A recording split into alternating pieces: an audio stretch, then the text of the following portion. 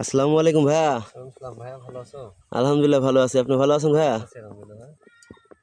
ভাইয়া কি করতেছেন এখানে পেঁপের জমিতে? এই যে পেঁপে গাছে হচ্ছে তোমার শিকড়গুলো বের হয়ে আসছিল, তো এই দেখো শিকড়, এই শিকড়গুলো বের হয়ে আসতেছিল। হ্যাঁ। তো এটা আবার হচ্ছে যে সাইডের যে বড় মাটিগুলো আছে সেগুলো দিয়ে ভেঙে গুঁড়া করে চার সাইডে দিয়ে দিচ্ছি। তো দেওয়ার কারণ হচ্ছে, যদি তুমি হলো এই অতিরিক্ত বৃষ্টি হচ্ছে এখন, হ্যাঁ। বৃষ্টির কারণে যেই হলো শিকড়গুলো বের হয়ে থাকে ওই শিকড়গুলো পচন ধরে নষ্ট হয়ে যায়।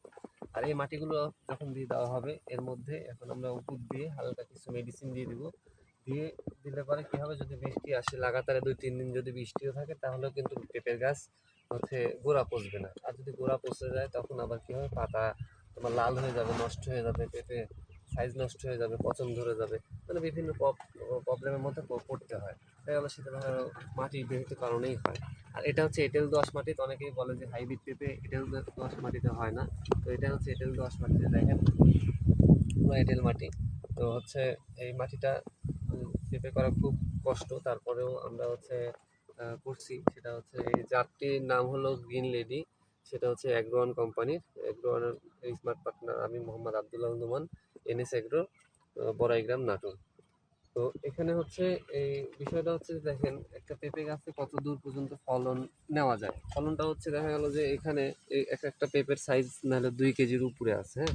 তাহলে আপনার ধরেন যে একটা, দুইটা, তিনটা, চারটা, পাঁচটা, ছয়টা, সাতটা, আটটা, নয়টা, দশটা, 10টা পেঁপের সাইজ। এপাশে যাও একটু ঘুরে দেখো, এটা দিয়ে হবে 11টা। 11টা পেঁপে হলো 20 কেজি হবে। 20 কেজি ফল এটুকুর মধ্যেই আছে, আর এই উপরে আরও আছে।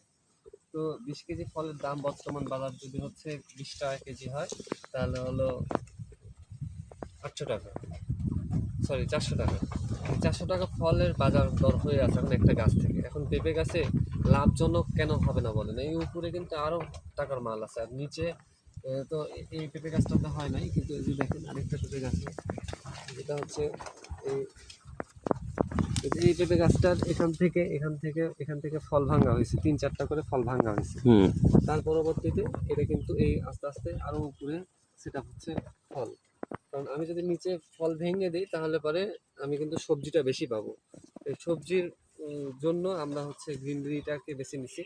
আর এই যে এই গাছটা আমরা স্যাম্পল হিসেবে রাখছি যে কত নিচ থেকে ধরে। এটাও কিন্তু এই ফল যদি এটা থাকতো তাহলে কিন্তু এই নিচেই থাকতো। হ্যাঁ হ্যাঁ, কিন্তু বুঝতে আমরা পারছি। ভেঙে দিছি যেন আমরা উপরে ফল হারভেস্ট করতে পারি। দেখেন এই উপরে কিন্তু খুব সুন্দর সেট হয়ে গেছে। আর এই গাছটা কিন্তু ফুল সেট হচ্ছে না। কি জন্য হচ্ছে না? কারণ হচ্ছে নিচের ফলগুলো